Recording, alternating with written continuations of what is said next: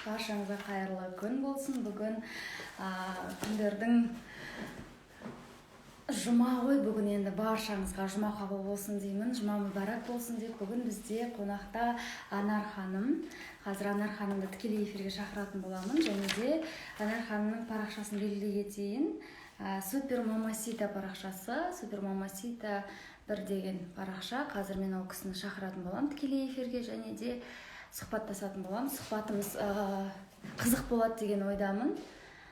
Құдай қаласа, қазір шақырту жібердім Супер Мамасита. Бүгін енді бізде тікелей эфир негізі түнгі сағат 12-де болатын.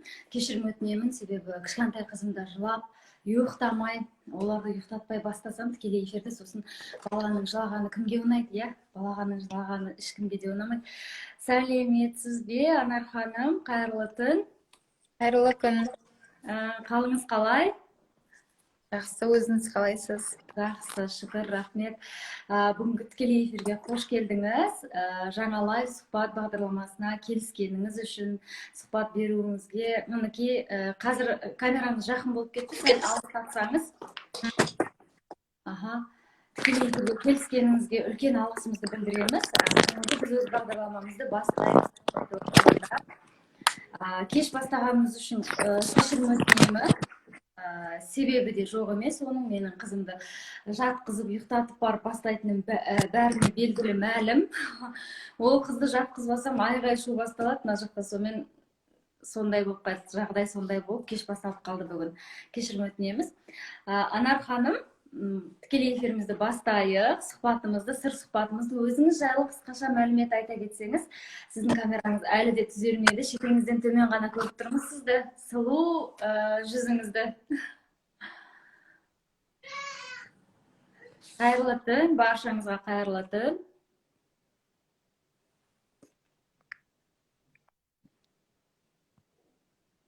Анар ханым, шығып кетті ме Анар ханым бізден? Так, шығып кетіпті. Қазір мен ол кісіні қайта шақырайын. Супер Мамасита, е? Анар ханым қайта шығып кетті. Қазір Анар ханымды шақыратын боламыз. Қыздар, жігіттер, сұрақтарыңыз болса қоя отырыңыздар. Блог жайлы қалай бастасам екен, бастағым келіп жүр деген қыздарға құлақ қағыз. Сұрақтарыңыз болса дайындай отырыңыздар.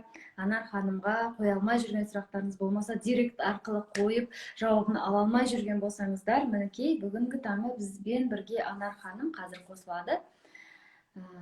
Және де сол кісіге сұрақтарды қойсаңыздар болады. Жанар Актаева бізбен, кеше ғана біз Жанар Актаевамен керемет сұхбат, сырласу болған еді, өте қызықты болған еді. Енді бағдарламаны біздің тікелей эфирді жарған болатын. Жоқ, ойын емес, қыздар, қазір мен мына жерге прикреплять етем. Бізде бағдарлама, тікелей эфир. Сұрақтарыңыз болса қойыңыздар, ойын емес. Ойын емес. Сразу айтам, ойын емес, ойын ойнатып жатқан жоқпыз, ақша жоқ бұл жерде. Ақша іздемеңіздер, бұл жерде сырласу. Сондықтан қыз-келіншектер, қазір сырласу аз болып кетті ғой, тек телефонды шұқылаймыз да отырамыз, ешқандай сырласу, сөйлеу жоқ бізде. Сөйлеу әдебін ұмытып бара жатырмыз, иә. Сондықтан да мінекей сыр сұхбат жас блогерлармен. Ал қайырлы түн Анар ханым. Өзіңіз жайлы Жаңа шығып ренжімеңіз.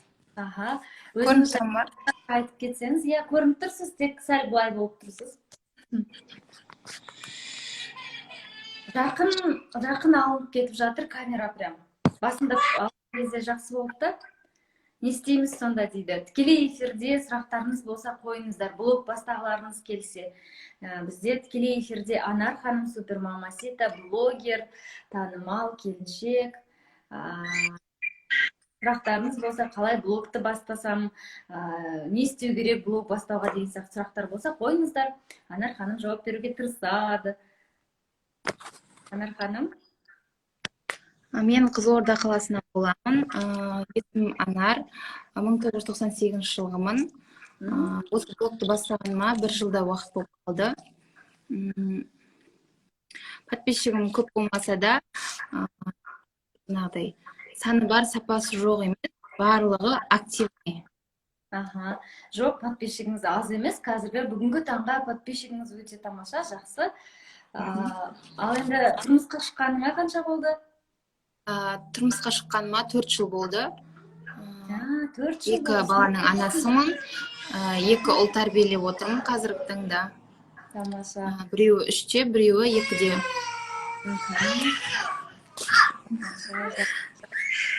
Кел.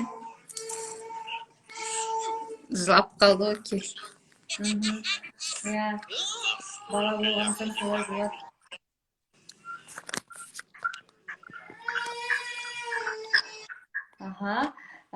Өзің негізі қай өңірдің қызысың, Анар? Өзім Қызылорданыкін. Қызылорда қаласынан боламын. Сол Қызылорданың өзіне тұрмысқа шықтың, иә? Иә, Қызылорда қаласына тұрмысқа шықтым. Жолдасыңмен қалай таныстың, сонымен бөлісе кетсең? Жолдасым менің өзімнің құда балам болып келеді. Сол тойда таныстық. Құдашадан құр қалғанды Құдай ұрады деп сені алды ғой. Қандай тамаша, күшті. Тойда танысып, тойдан кейін сонда араларыңды үзбедіңдер, иә? Иә, 3 ай жүрдік, 3 айдан кейін тұрмысқа шықтым. Жолдасың сонда өзіңнен үлкен бе, әлде жастысыңдар ма? Жолдасым өзімнен 7 жас үлкен, 91 жылғы. Ой, қандай тамаша, күшті. Енді ондай аралықтарың қатты үлкен емес, бірақ сонда да сен мысалға өзіңе жолдастардың арасына бір туған күн, бір вечер, бірдеңеге барғанда өзіңді қалай ұстайсың? Ыңғайлы ма саған? Енді ол кәдімгідей өзің үйреніп кеттің ба, сіңісіп кеттің ба сол араға, жолдастарымен бірге сөйлесіп, сырласып дегендей? Иә, үйреніп кеттім. Айырмашылығы ондай жоқ деп ойлаймын. Бірақ келіншектер барлығы менен жасты. Жас қыздар дейсің ғой, иә? Өз құрбыларымды да осы екеуімнің жолдас балдарын тұрған болатын. Қазір олар да ол тұрмысқа шығып, барлығын. Анар, енді жолдасыңмен танысқаннан кейін той болды ма? Енді қазіргі таңда той жоқ қой, карантин уақытында. Той болған уақытта қызықтары мен қиындықтары болды ма? Тойдың болғанынан боладысы қызық дейді ғой. Дайындық барысында қандай да бір қиындықтар болмаса, бір сол тойдың той болайын деп жатқан кезде көйлегің жыртылып қалып, сондай бір не болды ма? Приключение деген сияқты. Өзің есіңде қалған? Есімде қалған. Ондай қиындықтар болған жоқ. Бірақ мен қатылып шығарда макияжым қатты болып кетті. Сол ғана болды. Былайынша ешқандай ештеме болған жоқ. Барлығыдағыдай өтті. Барлығы жақсы болды, иә? Иә, барлығы жақсы болды. Блогты бастағаныңа қанша уақыт болды? Көп болмады ма? 1 жылдай болды. Bir жылдай болды. 1 жылда осындай қазір енді табыс тауып, кішкене болсын өзіңе нәпақаңды тауып отырсың ғой сонда, иә, блог арқылы. Көзің көрінбей қалды, Анар, совсем. Көрініп тұрмын ба? Енді нормально. Иә, әрине табыс тауып отырмын. Енді жолдасың қарсы емес пе, мысалға қызғанып дегенде андай сурет салма, мынандай видео салма деген сияқты саған тыйымдар қоя ма? Жоқ, ондай ешқандай қоймайды.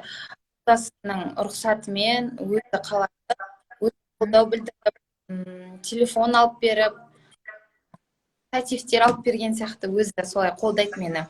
Қандай тамаша. Өзі де қарсы емес пе? Жоқ, ешқандай қарсылықтары жоқ. Ал енді осы блогты бастағаныңа кім саған түрткі болды, мотиваторым деген сияқты, кімнен үлгі аласың деген сияқты? Мен ондай ешкімнен үлгі алмаймын. Былайынша, бірақ блогер солай шығасың, иә? Алматылық супермамасита. Супермамасита, иә? Енді ол кісіні, иә, барлық келіндер сүйіп қарайды, иә. Өте пысық келіншек, өзіңе де сондай енді супермамасита деген есім болып тұр ғой қазір. Иә. Көбінесе сол кісіге қараймын. Сол кісінің несі ұнайды ғой саған, блогы жүргізгені ұнайды ғой. Ал енді одан басқа тағы да мысалға таңертең тұра салып осының блогын көріп, бір соған қызығушылығың бар ма? Тағы да бір сондай блогерің бар ма? Артынан қарап, бір үйренетін нәрсесі, дүниесі бар сияқты бір өзіңнің қызығатын блогер адам. Қараймын, қызылордалық блогер. Мгм. Сол келіншекті қараймын.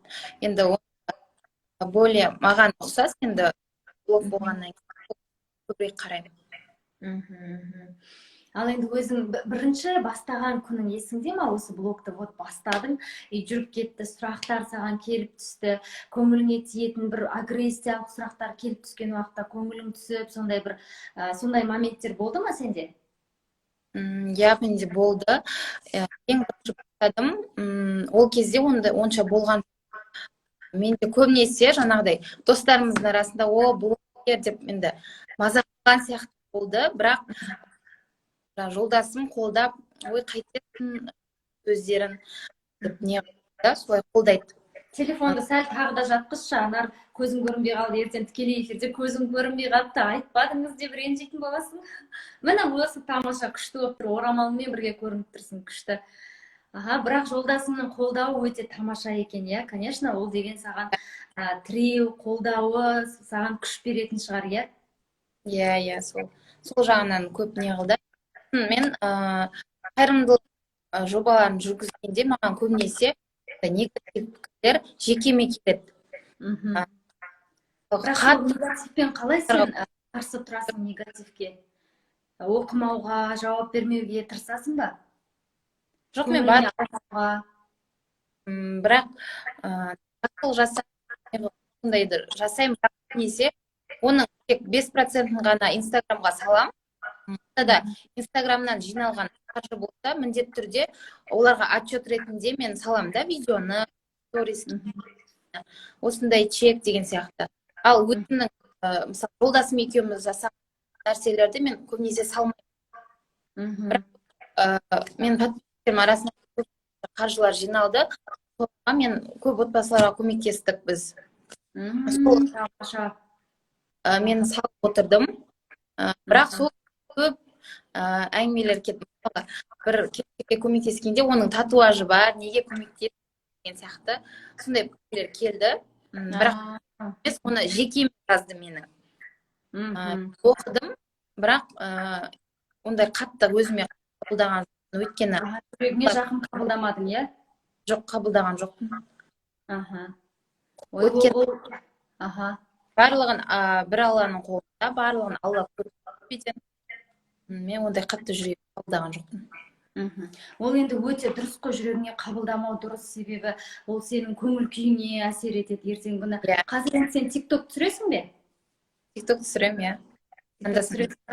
Өзіңнің мынау мінез құлқыңды кішкене айтып бересің бе өзің жайлы? Себебі сенің қазір қарап отырсам, өзің бір сабырлы, өзің бір тұйықтау келін секілдісің, иә? Мынау бір ашылып, күліп, әңгімеге кірісіп кетпейсің ау деймін. Мысалға, көп адамдар бір отырыс бір жерге барса, тұйық болып отырады соңына дейін, бірақ соңына жеткен кезде бір өзіне ұнады ау деген адаммен сырын ашып, кішкене сөйлесіп, күле бастайды, жымия бастайды.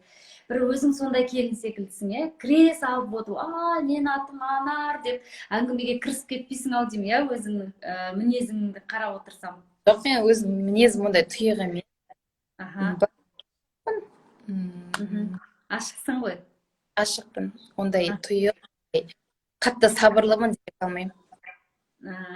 Әлде маған бүгін сенің көңілсіз болып тұрсың ба? Сондай бір сияқты бір сезініп тұрмын да сенен, содан кейін сұрап жатқаным ғой енді. Ойдан ыңғайсызданып қалдым шамалы. Жоқ, ыңғайсызданба, ашылып, сырласайық. Жаңа мен айтып жатырмын ғой, кеше бізде Жанар деген келіншек болды. Енді мына сыр сұхбатымызды жарды ол қыз, мынау езуің деген мына жақтан түспеді кеше.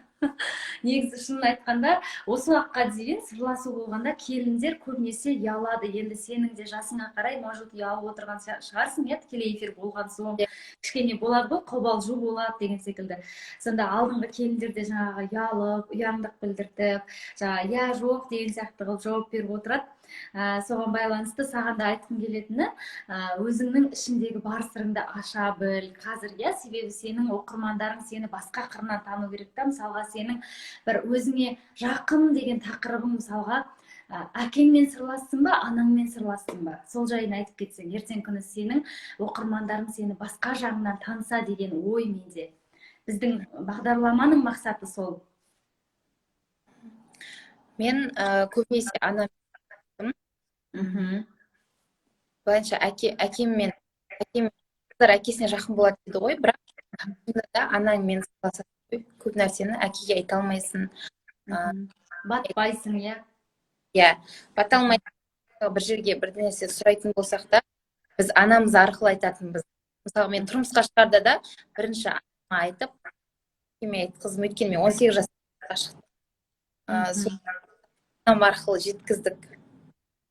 Сен өзің 18 жаста тұрмысқа шыққанда осознанно вот осы менің адамым деп шықтың ба, әлде кішкене мынау не болды ма?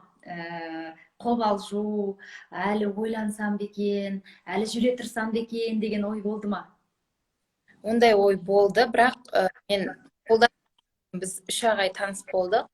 Бірақ отбасын барлығын таныдым ғой, енді құда балам болғандықтан. Сендім, өз жасы үлкен болғаннан кейін, мені сыйлап тұрғаннан кейін,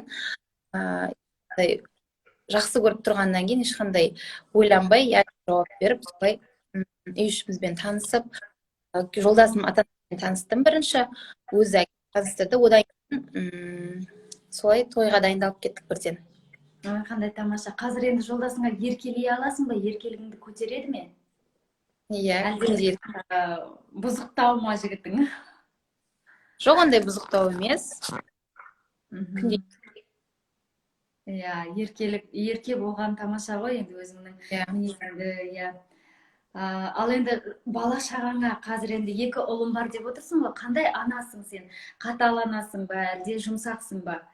Мысалға балалар көп нәрсені бүлдіріп қояды, үйде сындырып қояды, әйтеуір бір жерді сызып кетеді, бұзып кетеді. Сондай моментте балаларыңды қалай жазалайсың?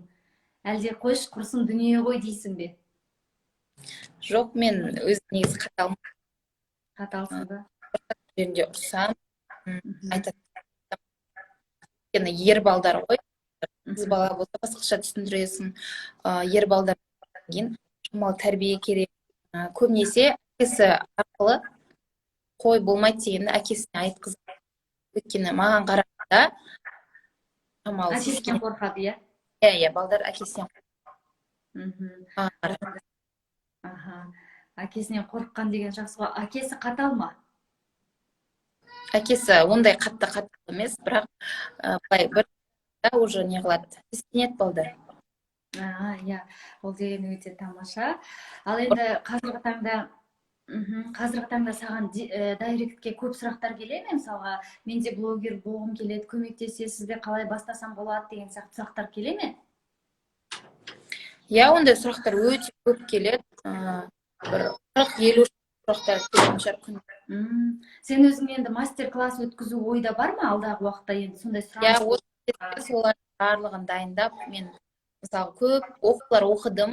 15 шақты блогерлерден оқыдым. Енді соның барлығын қазір жинақтап, өзімнің білетіндерімді видео монтаждау деген бар. Қазір соны дайындау үстінде. Ал енді негізі оқымай блог бастап кету мүмкін бе? Ол мүмкін емес. Мүмкін емес, иә? Блогын дұрыс жүргізе алмайтын болады, иә? Иә. Оқу керек, иә, міндетті түрде? Ол міндетті түрде керек деп ойлаймын. Міндетті түрде керек, иә ол. Ал енді өзің осы енді өмірде бір қатты қымбат сыйлық алған ба едің? Біреуден сыйға. Есіңде бар ма сол сый, сақтаулы ма, мысалға болады ғой? Иә, бар. Сол сыйды алған күні сенің эмоцияң қандай болды? Эмоциональный адамсың ба өзің, или жай рахмет деп қуанып қойып, әлде деп ашып секіріп, сондай ма? Кәдімгідей эмоциямды ұстай алмаймын. Ұстай алмайсың, білдіресің, иә? Иә, білдіремін эмоциямды. Ал мектеп уақытында қандай қыз болдың? Бұзық болдың ба, әлде тұйық болдың ба? Қандай болдың? Төбелестерде араласып, барлық жерде шешіп, сондай қыз болдың ба? кетсе, иә, бұзық қыз болдым. Сондай төбелес қасында жүретін, балдар төбелесіп баратынмын, оның ешқандай жоқ. Көп спорттық киімдер киіп, сондайға жақын болдым. Ал қазір сенің стилің қандай? Енді мектеп уақытысында спорттық киімді сүйген болсаң, қазір стилің қандай? Ана болғаннан кейін жүрген жерде қандай киімді киіп жүргенін ұнатасың? Мен халатпен, бізде болғаннан кейін міндетті түрде орамал, халатпен жүремін. Ал өз мамандығым мұғалім болғаннан кейін енді юбка, кофта дегенді кәдімгідей солай Строгий стиль, иә? строгий стиль киінеміз. Тамаша. Ал үйде сүйіп жасайтын тағамыңның түрі қандай? Мысалға, сен сол тағамды күшті жасайсың. Қолыңнан күшті келетін тағам. Қандай тағам? Ол дымля жақсы көреді сол тағамды. Оны далада жасаймын. Қандай тамаша. Дәмді болады. Ал енді ең бірінші тұрмысқа шыққан кезде тамағың дұрыс емес шығып қалып, ең бірінші жасаған уақыт есіңде ме? Ұялып, құрсын, мына тамақты қалай беремін деген сияқты сондай бір эмоциональный момент болды ма? Иә, болды, әрине. Тұзын ең салдың ба? Тұзын көп қылып жүрген күнімде. Ол кезде ата-енеге тұрамыз. Енем ой құрсын деп осылай көмектесіп тұрған. Көмектесіп солай не қылады. Жарайды, қайтадан басқа тамақ. Иә, түсіністікпен қарады, иә? Қарады, иә. Иә. Енді алдын ала қалай ойлайсың? Қыздар, енді сен өзің ерте шықтың тұрмысқа. Қыздарға қандай кеңес беретін едің? Алдын ала тамақ істеуді үйреніңдер, құрсын, мынау ұят екен деген сияқты кеңес беретін бе едің? Иә, сондай кеңес беремін. Ала барлығын үйреніп, білген дұрыс сияқты. Иә, қыдырып жүре бермей, қыздар үйрене беріңдер сондықтан десей. Иә, менде де өзімде сіңілім бар, 99-шы жылғы. Енді тамақты қазір үйреніп жатыр, бірақ үйді жинағанға онша емес ау деп қоям. Үй жинауға қалайсың? Үй жинауға жақсымын.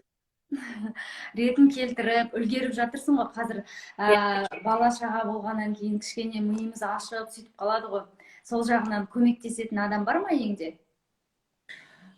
Көмектескенде қазір өзіміз бөлек тұрамыз. Бөлек тұрғаннан кейін өзіміз барлық үй тіршіліктерін арасында сіңілімге келген кезде жұмсап аламын. Енді бөлек тұрған қалай ұнайды ма саған, әлде ата-енемен бірге тұрған жақсы ма екен? Негізі бөлек тұрғанда ата-енемен тұрған жақсы. Мен ата-енемен тұрады, өзімізге жақын. Ылғи сол жаққа барып тұрамыз. Арқасында болып, тамақ ішіп, бірге отырып. Үйде үнемі орамалмен жүресің ба сонда? Өзім, иә, үйде орамалмен жүремін. Өзіме де 4 жыл бойында орамалды шешпей тағып жүру болады ғой. Тек қашан тағып жүрем, қашан шешем мына орамал деген ой болған жоқ па? Жоқ, ондай ой болған жоқ. Негізі орамал шешіп салсай деп. Рұқсатын берді, иә? Рұқсатын берді. Енді арасында барамыз ғой ол жаққа, бірақ сонда да ол жақта да айтады, орамал шеше берсе енді деп. Рұқсатын берген жақсы ғой ол енді, иә? Иә, бірақ мен өзіме келін болған. Ұлдарың кімге ұқсайды көбірек, саған ба әлде жолдасыңа ма? Ұлдарым көп атасына ұқсайды. Өзіңе ұқсатқан жоқсың ба? Бала шағаң өзіңе ұқсамайды ма? Бір шетте болсын, характері болсын. Үлкен ұлым аяғы ұқсайды өзіме. Иә, әйтеуір бір жерін ұқсатып тудым дейсің ғой. Иә. Жолдасыңа пранк жасап көрдің бе? Иә, жасап көрдім. Ашуына тиген жоқсың ба? Жоқ, ондай қатты жоқпын. Осы өзіңнің блогыңа шығардың ба ол пранкты? Оны ма? Әлі шығарған жоқ. Осы жақында жасағанмын. Бірақ осы жолдастарына пранк жасап жатқан келіндерге қарап не ойлайсың? Мысалға, қатты бір болады ғой, бір жанды кіріп болмаса шаршап ұйықтап жатқан байының бар, білмеймін, үстіне жұмыртқа жарама, неше түрлісі бар ғой енді. Сонда өзің қалай ойлайсың? негізі дұрыс па ол пранк жасау? Енді қатты андай бір адам намысына тиетін жасау енді ол Дұрыс емес деп ойлайсың ба? ойлаймын, иә. Ал Жеңіл жеңілдер болады енді. аха. Ал енді өзің қандай пранк жасадың?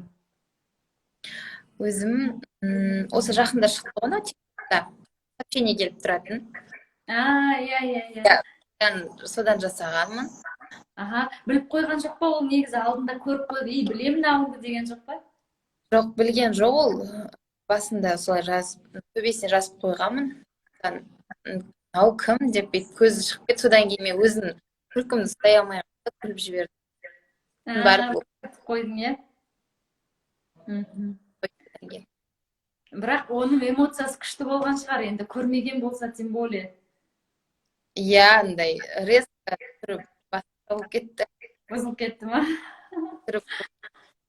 Енеңмен тикток түсіріп көрдің бе?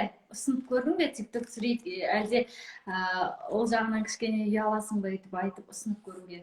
Енеммен тикток туралы түсіріп көрген жоқпыз, бірақ былайынша андай тамақ жасап жатқан кезде сондай видеолар түсіріп емес.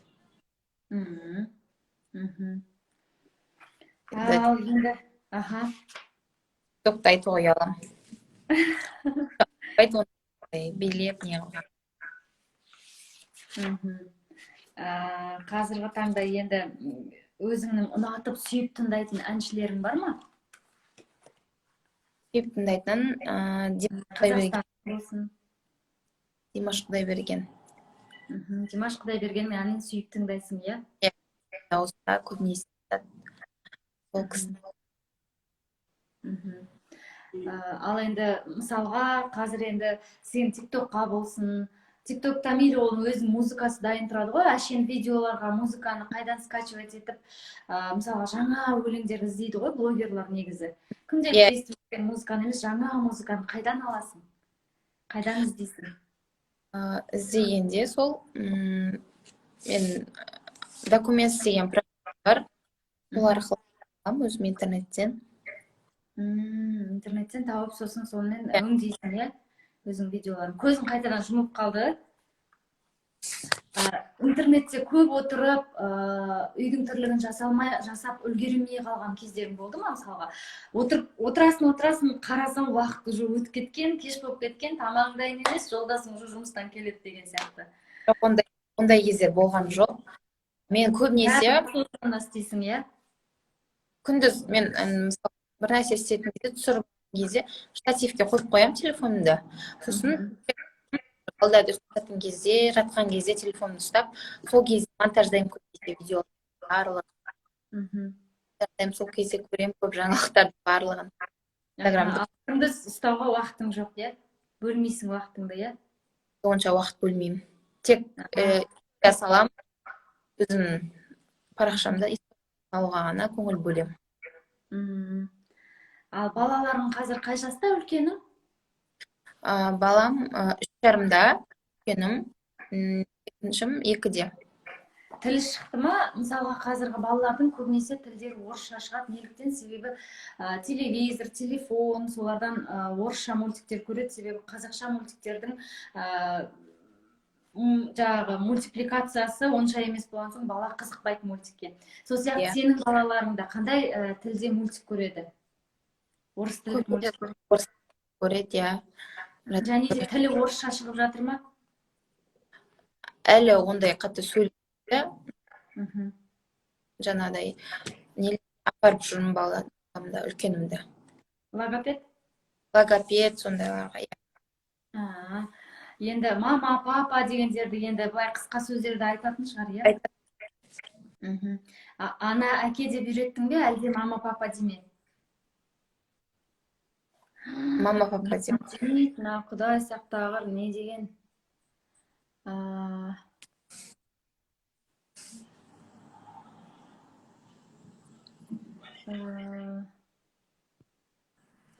Не дейтін ал енді? Осылай жазуға бола ма? Жаман комментаторшылықтар енді көп, әрине. Мысалға сен өмірде бір салонға болсын, бір білмеймін, шашымды қидыртуға, мысалға маникюр жасауға бардың, сол уақытта сенің көңіліңнен шықпайтындай етіп жасап қойды. Я ондайлар болды, бірақ ондайларға ешқандай қатты көңіл күйін түсіргім келмейді ешкімнің. Мысалға айқайлап бір нәрсе, ол всего лишь маникюр ғой, түсіп кетуі мүмкін, ашуы мүмкін. Мысалы мен одан ашуым, ол барып басқа біреуден алу, сосын үндемей істей беремін. Сабырға келесің, иә? Иә, ондай қатты нәрсе емес қой. Мысалға енді өзіңнің сырыңды кімге тапсыра алатын едің сен? Өзіңнің құрбыларың бар ма, әлде анаңа сырыңды тапсырасың, мысалға болады ғой. Тек анаңмен де сырласа алмайсың, не әкеңе айта алмайсың, тек бір қыз, мысалға құрбың болсын, болмаса сіңілің болсын, кімге тапсырар едің өзіңнің сырыңды? Сен тапсырасың. Жолдасымен тек анама ғана. Жолдасыңа айтасың, иә, сырыңды, қандай тамаша. Жолдасың түсініп қолдайды ғой. Нет, я қолдайды. Өте тамаша. Ал енді өзіңнің енді қазіргі блог бастағысы келген қыз жігіттерге өзіңнен бір 3 кеңес болса, қандай кеңес берер едің? Кеңес? Сол бірінші оқу, осы Инстаграм жайлы, андай, мысалға, мен басында алдым андай курстар, SMM курс дегендер, олар ешқандай дайын курстар ше, мысалы копировать деген сияқты басында сатып алдым, бірақ маған болған жоқ. Сондайлар бір жеке деген сияқты курстан өту бірінші. Одан кейін блогерге керегі жақсы картинка түсіретін, мысалы айфондар, сондай болуы. Үшінші, өзінің ниеті болуы. Өзің ниет болса, ештеңе, пост жаза алмайсың, немесе түсіргің келмейді оны. Ең басты сол ниет. Адам өзі қалау керек дейсің ғой сол нәрсені, сол дүниені. Үйде тұрып қалдым, бірінен кейін бірін босандым ғой. Сол кезде бір ойымды бөлетін, сондай бір нәрсе керек болды. Сол кезде осы Инстаграмды бастадым. Өкінбеймін қатты. Осымен табыс тауып отырмын қосымша. Айлығымнан бөлек, мысалы, айлығымнан бөлек табыс. Қазіргі таңда енді, мысалға сен блог жүргізіп жатсың, балаларың өсіп қалса, Құдай қаласа, жұмысқа шығу ниетіңде бар ма, әлде осы блогты жалғастырып, блогпен ақ ақша табу ойда бар ма? Жұмысым бар, жұмыс істеп жүрмін. Қазіргі таңда шамалы демалыс алдым, 1 айдай. Балдарым кеше денсаулығына байланысты 1 айдай демалыс алдым. Негізі мұғалім болып жұмыс істеймін. Әлі де жұмыс істеп жатырсың сонда қазір? Өте тамаша. Онда пысық болдың ғой сен, пысық келіншек болдың ғой. Неліктен мен сені пысық деп жатырмын? Себебі менің өзімді айтатын болсам, 8 жыл болды үйде отырғаным. 3 бала алып келдім дүниеге, бірақ жұмысқа шығуға ешқандай желание жоқ, уже үйреніп алғанбыз үйде отыруға. Қандай жұмысқа шық десе де, қойш, пока қоя тұрайын деген сияқты отырамыз. Сен 2 баланы дүниеге алып келсең де пысық жұмысқа шығып, жұмыс жасап жатырсың. Ол өте тамаша пысықтығының бір белгісі. 42 шықтым осы. Тамаша. Күшті. Екінші ұлың сонда қанша жаста? 2 жаста, осы ноябрьде 18-іне 2-ге толды. Өте тамаша. Бала-шағаңның рахатын көр, көп балалы ана ата. Ақ жаулықты ертең жас кемпір болып отырасың ғой сен енді. Жас апа болып отырасың, сұлу апа болып. Ал енді өзіңнен оқырмандарға бір тілегің болса? Оқырмандарға ең басты денсаулықтарыңыз мықты болсын деймін. Шаңырақ береке болсын. Табысты болыңыздар, бақытты болыңыздар. Рахмет, аумин. Өзіңе де тек қана жақсылықтар тілеймін. Тек қана гүлдей бер, жайнай бер, өсе бер, өне бер. Және де осы блогыңды да алға жүргізе бер, бір танымал болып, күшті. Осы Анар ханымнан мен сұхбат алған едім, қазір қандай болып көтеріліп кетті деген сияқты. Ертеңгі күні сен туралы еске алатындай болайық. Көп балалы ана атануыңды нәсіп етсін Алла, иә. Жарыңмен жаңа бір жастықта қартаюыңды тілеймін. Бүгін енді жұма ғой, жұма мүбәрәк болсын деп тілеймін. Саламатта бол. Үлкен рахметімді айтам, үлкен алғыс саған. Сұхбатқа келісіп, сұхбат бергенің үшін үлкен рахметімді айтам. Табыс тілеймін тек қана. Әр бастаған ісіңнің берекесін берсін Алла тағала. Рахмет сізге де бар. Жас блогерлерден сұхбат алып жатқан қуаныштымын. Менің таныс келіншектеріммен сұхбат алыпсыз. Сізге де рахмет барлығының атына. Табысты болыңыз. Осылай теледидардан сұхбат алатындай дәрежеге. Рахмет, аумин, аумин, рахмет. Үлкен рахмет саған, сау саламатта бол. Жақсы, сүйдім. Жақсы, рахмет. Сізге де рахмет. Ал достар, үлкен рахмет сіздерге. Бүгінгі күні уақыттарыңызды бөліп, кіріп, өздеріңіздің пікірлеріңізді жазып, тілектеріңізді жазғандарыңыз үшін өте үлкен рахметімді айтамын. Алғысымды білдіремін. Алла тағала тыныштығын берсін. Баршаларыңызды сүйдім. Үлкен рахмет баршаңызға. Баршаңызды жақсы көремін. Сау саламатта болыңыздар. Түндеріңіз